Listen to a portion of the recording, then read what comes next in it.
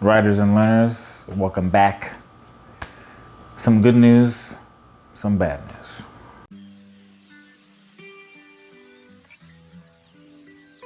So I'm not really sure where to start. There's been a crazy journey from the last time I rented out my bike. I'm about to rent it out again. But there's been a whole lot of stuff going on at the same, in between all this time. So I think I did mention at some point and at some video that I did have an issue with the bike, right? The issue was that, well, I found out a few things. So one issue was last time I rented out the bike, there was some sort of short going on. So the fuse kept blowing, the ignition fuse. And I finally figured out why. So this is basically story time. So I got the motorcycle back from Triumph, Greensboro. They had it for almost 3 weeks. And they did a lot of tests, different tests. It was, I really appreciate all the work that they did. But they couldn't find anything wrong with the bike, which was the crazy thing. So bike is reporting to be fine, and I'm hopeful that it's fine. One of the guys did say that there was a faulty ground connection that seemed a little loose, and he crimped it, and apparently it's fine, right? It's tighter. So I get the bike back, I'm riding it around, it seems to be fine. And then I was going to a Durham Bulls game and on my way back that night, hit a bump. Actually, no, it's really not a bump, but I'm going up this ramp, a small ramp, about to go to the gas station to fill up. And once I go up that ramp, there's a small little bump, right, back wheel, and it's done. So the fuse blows again. So so now at this point, I'm like, F this, I am just gonna go home. So I push the bike up this little hill in front of somebody's house, and I just say, I'm gonna leave it here, it looks safe. There was a Black Lives Matter sign right in front of the house. So I left it right there and I said, I'll come back tomorrow. So I came back the next day and, I brought another fuse, and I was thinking in the morning, I'm trying to put it all together. So backtrack, the guy who rented out my bike hit a bump or a pothole, and it caused it to short, right? I hit a bump, and there were other times where, it's shorted out for all types of reasons, who knows? But I hit another bump, small, and it shorted out, blew the fuse. So I'm trying to put all that together, and I look at the bike and I see that I have this was RCG tail tidy eliminator, right? And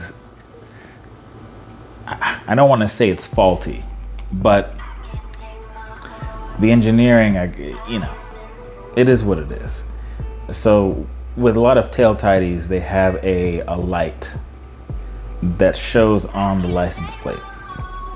And I'm noticing sometimes, which is my fault, I realize, I didn't tighten the license plate bolt tight enough. So it gets a little bit loose. So sometimes it gets to be fully flat. Instead of coming out this way, right? It's coming down this way up, right? Perpendicular to the wheel. So when I hit if I hit a big enough bump, sometimes it would hit, the road would hit the license plate. And I'm noticing that the lighting that lights up the license plate has been rubbing against, the license plate has been rubbing against the wires that are connected to that license plate light. It seems a little confusing, but it's really not. So there are these wires that connect obviously to the light that shines on the license plate. And I think, or it seems to be, it's either one of two things. Either it was the license plate was on too tight, or from the times that it's hit the license plate, every time I've hit some sort of bump, the metal has been eating and grinding away on the wire, so that eventually just causes short. And if you continue to hit it the right way, which I'm sure I've done over almost 6,000 miles now,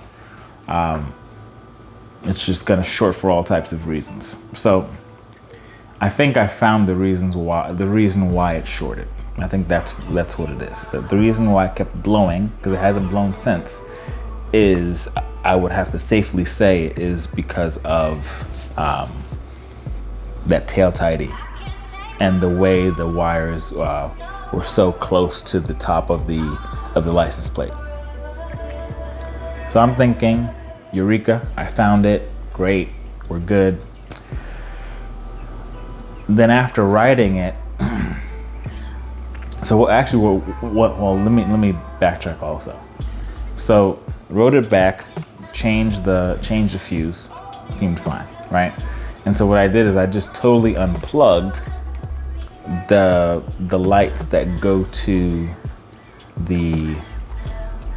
I think it's both the license plate light, but they also are the turn signals, unfortunately, right? So the front turn signals were fine. The back ones, no. Had to take them off. So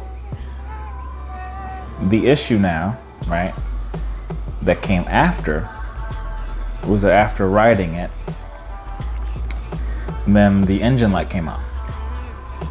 So I'm like, what the hell? I just got this bike. This bike is it's almost about a full year old, right? And now the engine light's on. How? Like how was the engine light on? But also understanding the engine light can come on for anything, right? So it says that it gives the error code, so I put in my reader, right? The OBD link. It says it's a P2226 code, which says it's the barometric sensor is malfunctioning, and that it is what else was it? I'm trying to remember. And that there's a high voltage and there's an open circuit. So that to me is very random and very strange. So what I did over the course of a few days, I rode it with the OBD link on to test the voltage of the bike, of the sensors, and none of the sensors went over 5, right? So it being high voltage didn't make sense because none of the sensors were saying high voltage. So then I'm thinking, all right, open circuit. Do I need to go through all the wiring on the bike again? So what I did is I thought I'd clear the code for now, and if it came back on after some miles, it'll go away. So actually, after I think 50 to 70 miles riding it to work, it went away. So I'm thinking we're all good. Then another 50 miles or so, 70 miles later, it came back. So I'm like, holy. I'm wondering what this is. So I just had one issue, solved it, investigated and solved it, and now I have something else. So I take off the tank, and I have this cleaner it's a electronics cleaner, right? And I unclip the map sensors, right? The two of them. And so I clean those off, give it 5 minutes to dry, clip it back on, put the tank back on. Then I clear the code also. So now I realize I had another thing, which is I didn't push down the fuel pump, the fuel line, as far down as I should. So it started leaking a little bit of fuel. That's less of an issue. I was able to fix that. Now I know I need to really push it down all the way. With probably an older bike that has had it taken off and on many times, it's probably a lot smoother. But since it's still, it's only 6,000 miles in about, it hasn't, it's still a little tight. So I learned that lesson, but that's fine. That was rectified. Two,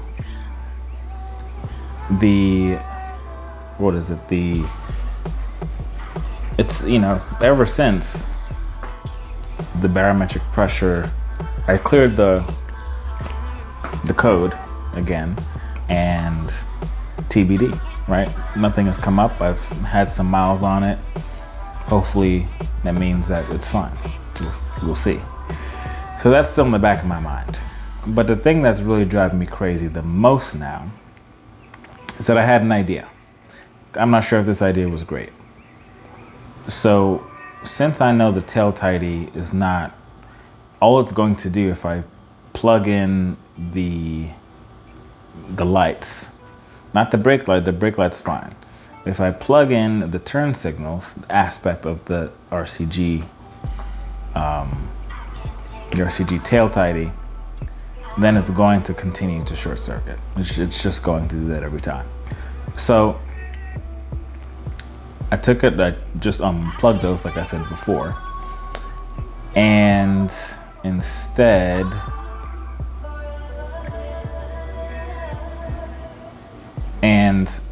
what I thought I would do is I would just plug in the old fender, right? The stock fender that the Street Twin comes with. So I undo it, and actually it was several days ago. I undo it, put the old one on, plug it back in. And when I plug it back in, now not only do the back turn signals not work, but now the front turn signals don't work. So here we are again, trying to fix another problem.